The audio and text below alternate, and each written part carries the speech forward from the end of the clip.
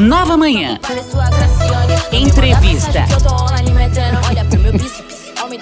Aí, a gente tá ouvindo a Duquesa, a sugestão da nossa Lara Vital, rapper, com a música Tarde. Tô malhando igual a Graciane. Gente, calma, não precisa. Peraí. Não precisa se sentir pressionada por isso. Que agora a gente vai falar aí. Vamos continuar falando, né? A Renata Venere com a gente aqui, co-apresentando essa edição do Nova Manhã. Apresenta a nossa convidada, Rê, por favor. Ai, que delícia! Adoro essa mulherada potente. Isadora Martins, atleta, treinadora, professora de educação física, né, personal trainer, professora de yoga, ultramaratonista de corrida de trilha. Isa, prazer ter você aqui com a gente. Prazer, obrigada pelo convite. Eu falei pra ela, olha, é cedinho. Ela falou, tudo bem. É cedinho. Quando eu falei o horário, ela falou, ai, tudo isso tá tarde, gente. Não é tão cedinho assim. Tem que estar lá às 6h40. Tá ótimo, gente, tá ótimo. Quem corre, acorda cedo, né? Não tem jeito.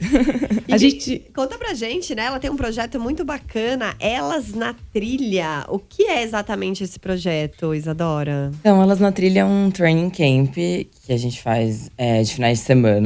São 3 finais de semana no ano, que é só para mulheres. Então, o nosso objetivo é trazer cada vez mais mulheres para o mundo das trilhas. Porque, assim, o trail running é um esporte novo, entre muitas aspas.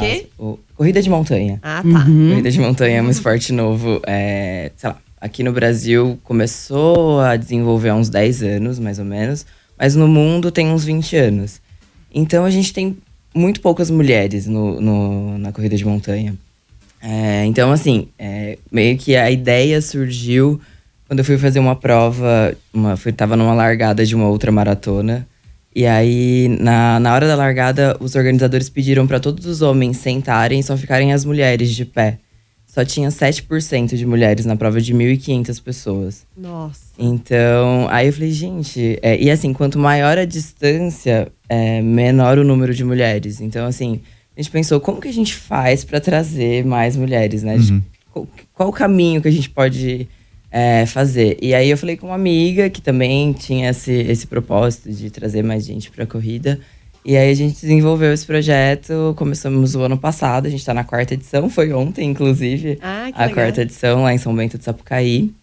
E assim, tem sido muito bacana, porque realmente tem vindo meninas que nunca tiveram contato com a trilha, e aí já voltaram na uma segunda edição. Então assim, a gente tá conseguindo atingir assim, o nosso objetivo. E talvez mostre que seja só a falta de oportunidade, né, para que elas participem. Sim. É interessante, porque eu conheci, desculpa te interromper, Isa, eu conheci a Isadora porque a gente fez uma entrevista sobre como não existem ambientes favoráveis para a prática, né, de exercício por mulheres. A gente está vendo isso aqui, nessa pesquisa que a gente trouxe, enfim, e a realidade que você traz também. E aí você contando, né, como é que você faz para treinar, porque se correr na rua, né, pedalar na rua já é complicado, imagina você subir morro aí acima, fazendo exercício. Aí a gente conversou sobre como se proteger, como fazer, se você não tinha medo e tal, né. E a história da corrida de montanha tem muito de natureza. Então, explicando um pouquinho para quem não conhece, né? É uma outra pegada, né? Então, o contato com a natureza é um outro tipo de desafio para o corpo. É uma outra concepção sobre… Não tem essa ideia de padrão, né? Não, tem que ter um corpo X, tal. Não é nada disso. É você estar em contato com a natureza, se exercitando, se movimentando, né? Eu acho que isso também traz muito as pessoas para a prática regular de uma atividade física, né? E aí juntou o feminino com essa ideia toda, né, Isa? Sim. A corrida de montanha, ela é um pouco… eu brinco que todo mundo que faz a transição da corrida de rua pra corrida de montanha tá meio saco cheio da corrida de rua. Porque a corrida de rua é muito aquela coisa muito padrão, como você falou, muito padrão. Você tá se preocupado com melhorar seu pace, sua velocidade e performar, e tem muita essa coisa da performance. Na corrida de montanha, tá muito mais ligado também com um desafio. Por exemplo, tentar exemplificar, assim, uma prova de, sei lá, 10 quilômetros, na rua, você faz em 1 hora. Uma média aí, Um corredor médio faz em 1 hora, 10 quilômetros. Na montanha, você pode fazer em 1 hora, como você pode fazer em 3.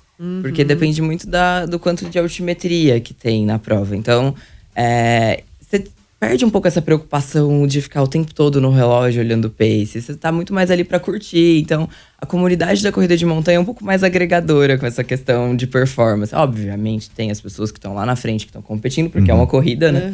Mas é muito mais agregadora, assim, essa parte é muito mais gostosa. Em regiões metropolitanas, dificulta um pouco, porque você tem todo um deslocamento, você tem essa questão da segurança, às vezes locais ermos também, é mais complicado. Assim, aqui em São Paulo, você tem algumas poucas possibilidades dentro da cidade, tipo, o Alfredo Volpi, o parque aqui dentro, que tem uma trilhinha, mas assim, é bem mais difícil. Então, o que tem mais perto? O Pico do Jaraguá, que ainda é São Paulo, né?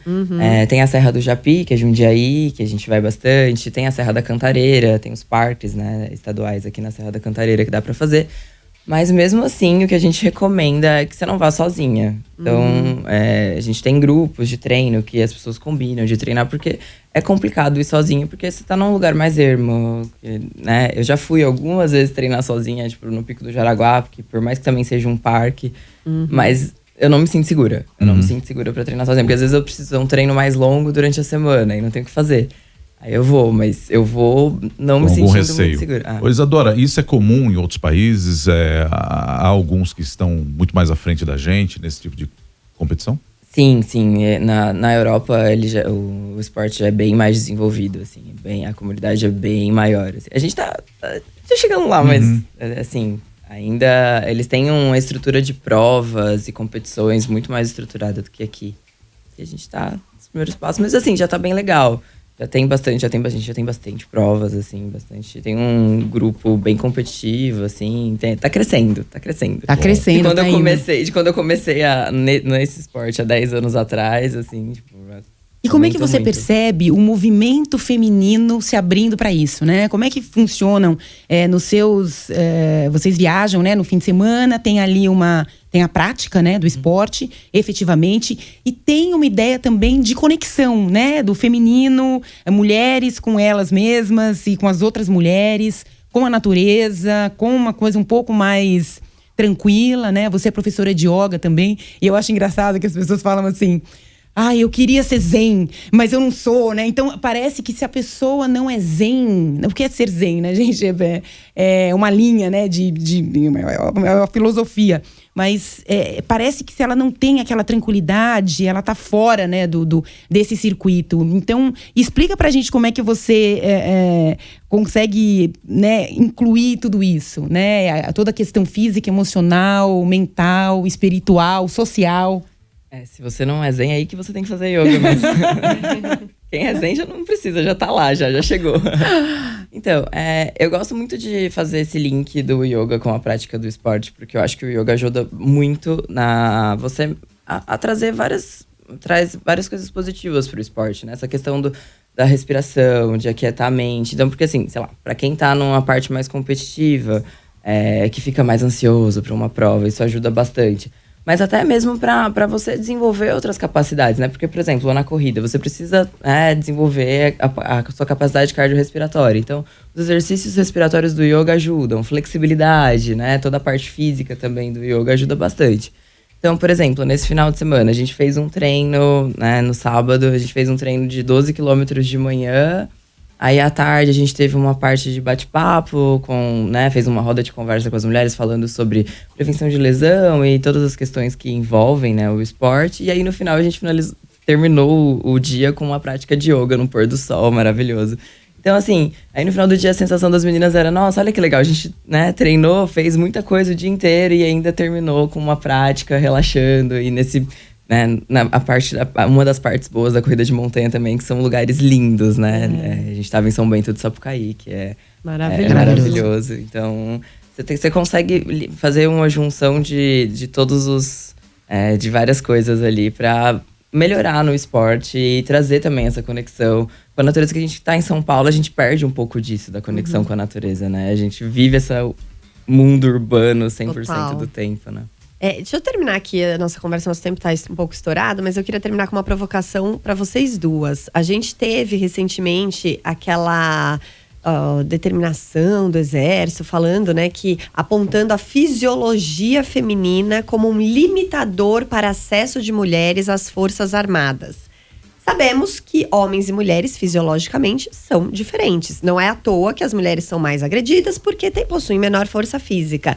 Mas aí houve uma grande discussão em torno disso, e vocês, como estudiosas do assunto, e principalmente trabalhando diretamente com mulheres, como é que a gente lida com essa questão da fisiologia? Na sua prática, as mulheres são capazes de atingir os mesmos níveis de, às vezes, força e resistência do que os homens? Os mesmos níveis não é possível, porque fisiologicamente, você já disse, fisiologicamente falando, o homem tem muito mais, né, o hormônio, a testosterona faz com que você tenha mais força e mais velocidade. Então, não vai, dá pra tanto que você vê o tempo de maratona, por exemplo, né? O homem já tá na casa das 2 horas e a mulher tá na casa das 2h10, 2h12. Então, fisiologicamente não é possível, mas assim, você treinar, por exemplo, para Forças Armadas, você treinar a sua capacidade física, de força, da capacidade de se defender, é totalmente possível. Não, é exatamente isso. Tem as particularidades, então o sexo feminino em função dos hormônios e o masculino a mesma coisa, obviamente tem as suas particularidades. O rendimento é diferente, mas cada um dentro do seu, né, do sexo, ele sim tem total condição de de chegar aos níveis mais, enfim, de altíssimo rendimento. A gente encontra isso a gente está falando de ano olímpico, né? Que esse ano temos os Jogos Olímpicos de Paris. E a gente tem as preciosidades femininas e as masculinas, né? E cada uma ali com o seu tempo, com a sua performance e com a sua capacidade. E sem dúvida nenhuma, e os neurologistas podem nos ajudar muito mais aqui, mas existem condições femininas, né, em relação a controle emocional, que os homens têm menos, né? Então, eu acho que seria muito bem-vindo, né, bem-vindas para as Forças Armadas a mentalidade feminina, né? De maior agregação, de maior cuidado, de zelo, de atenção com o próximo, de gentileza, né? Eu acho que seria interessante. É isso. Bom, a gente agradece demais a Sem Isadora dúvida. aqui no estúdio. Vai sair correndo, Isadora, daqui agora? Vou dar aula daqui a pouco. Literalmente, a gente conversou então com a Isadora aqui no nosso estúdio, Isadora Martins. O pessoal te encontra nas redes no Isadora.martinsp no Instagram. Que é treinadora, ultramaratonista, professora de yoga, idealizadora do projeto Elas na Trilha. Obrigada, Isadora. Que agradeço pelo convite, pessoal. Obrigada, Isa. Valeu. Foi ótimo ter você aqui. Muito obrigada. Renata continua com a gente Fica até o por fim aí. da edição do Nova Manhã. Agora são 7h05.